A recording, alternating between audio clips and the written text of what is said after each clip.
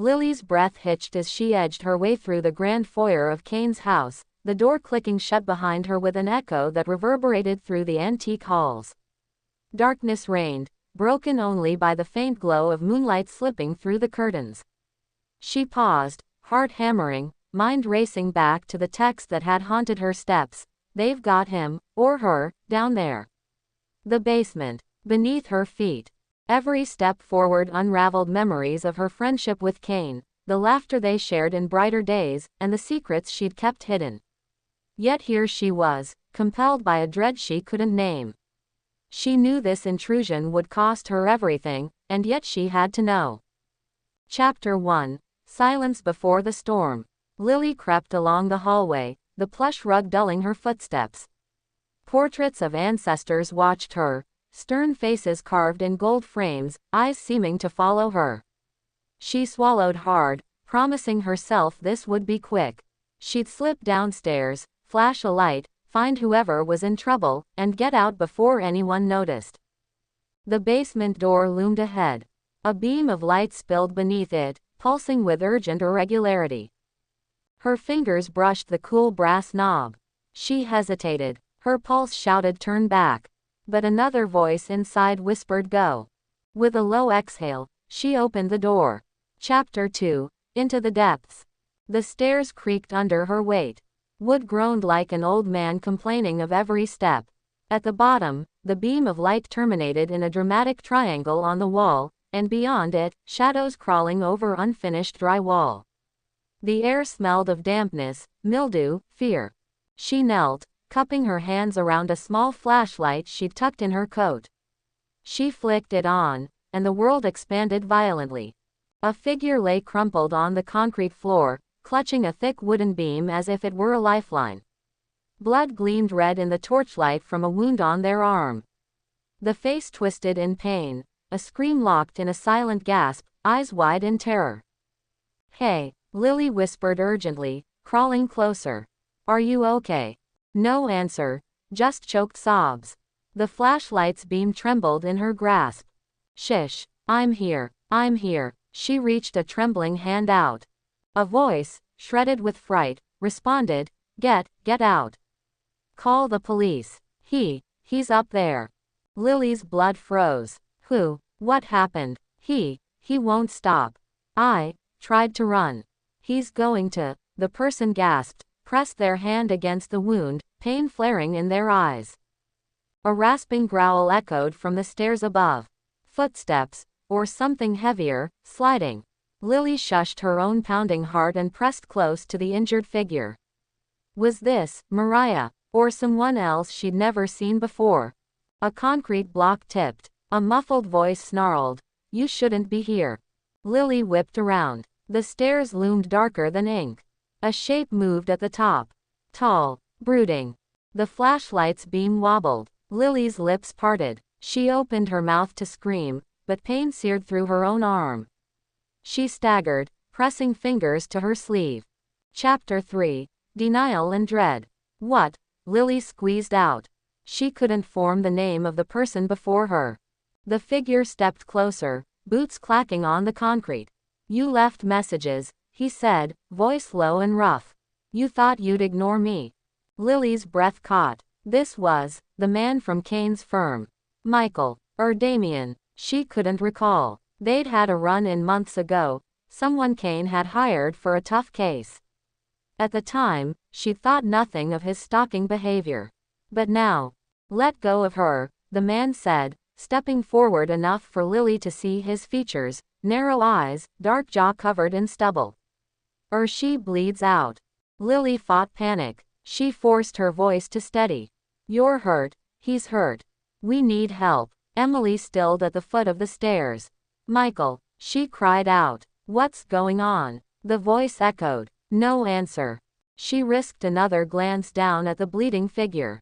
Recognition smacked her cold. Riley from the firm. Her voice wrenched inside her. "Riley." He nodded faintly, his face pale. Suddenly, the man at the top snorted. "Both of you, don't move." He withdrew a thin metal rod, one of the fluorescent tubes from the lighting. It glimmered wickedly. Lily's mind sharpened. She surveyed the space. Metal shelving, boxes of old files, a few footprints in sawdust. If she could just create a distraction. Chapter 4. The Improvised Hero. Lily bent down, fingers slick with Riley's blood. She grabbed a rock, leftover from some busted wall, and flung it across the basement. It clattered, bouncing off a support beam. The man's head whipped to the sound. Now, she hissed, grabbing Riley's arm and dragging him aside. The man snarled, lifting the metal tube. Lily sprinted for the stairs, her arm bleeding where she'd been cut. He swung. Lily dove upward, lightheaded. She stumbled onto the stairs, winded. Behind her, Riley keeled over, groaning. She didn't have time. Michael, Kane's associate, stood halfway down the stairs, the metal rod in a death grip. Lily felt his calf brush as she sprinted past him. She reached the bottom and pivoted. Riley, don't move. I'm getting help. Riley nodded weakly. The man's voice spat poison. You'll regret this. She flung herself up the stairs, hearing the echo of boots behind her. Chapter 5. Breaking Through. It took everything she had to leap through the door at the top. Stars danced in her vision as she slammed it shut. She darted down the hallway, limbs trembling. She burst through into the foyer, heart pounding so hard she thought it might shatter ribs. She froze. Kane stood there. Sleep rumpled and alarmed. In his hand, the study phone. What the hell, Lily? Tears burned her eyes. Kane, there's someone in the basement. He's hurt. She leaned on a column for breath. And he's not safe. Kane's eyes went razor hard. Lily, did someone follow you? She shook her head. I don't know. I just had to. He grabbed her arm. Come with me. He turned sharply and marched toward the basement door. Lily followed, head spinning. Chapter 6. Crisis in the Dark.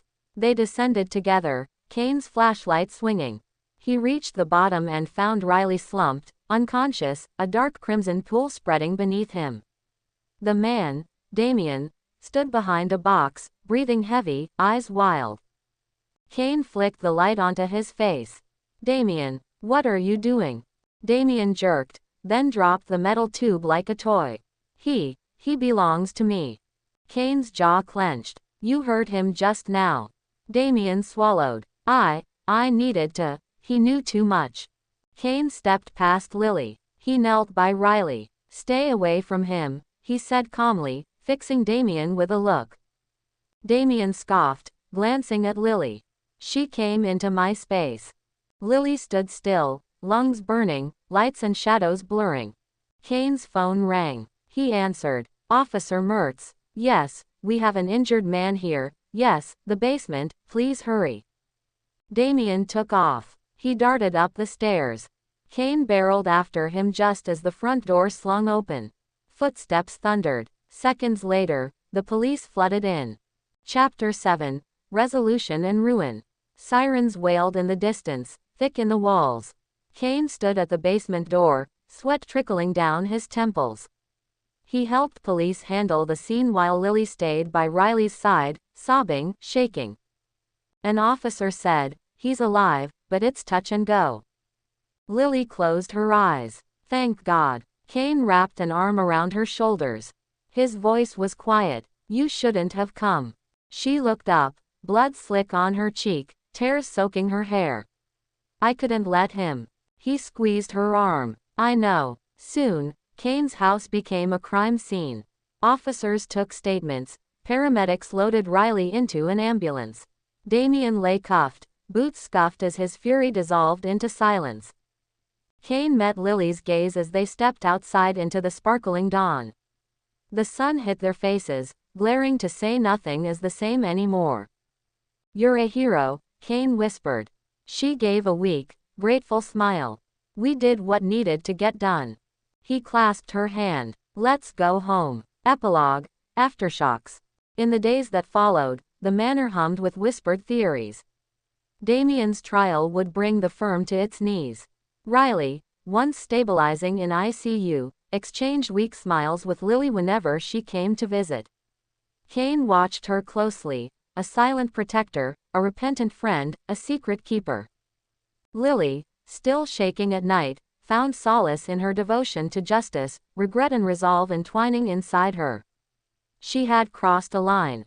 She'd broken into Kane's house. She'd saved someone, all while risking everything. But she had opened the door to something she couldn't turn away from, truth. And once that basement door slammed shut behind her, there was no going back. Notes on the spoilers. Lily secretly infiltrates Kane's home at night, driven by rumors of something sinister in the basement. She finds Riley, dangerously injured and pleading for help, as a shadowy figure, Damien, stalks the stairwell. A tense confrontation ensues. Lily distracts Damien while Kane arrives to resolve the crisis. Damien is arrested, Riley survives. Lily and Kane's relationship enters new territory, bound by shared trauma and deep trust. This sets up dramatic fallout. Kane's law firm rocked, Lily dealing with guilt and valor, and a major trial on the horizon. That's the creative spin on this intense scenario. Let me know if you want to explore a particular character's inner monologue, add twists, or shape what happens next.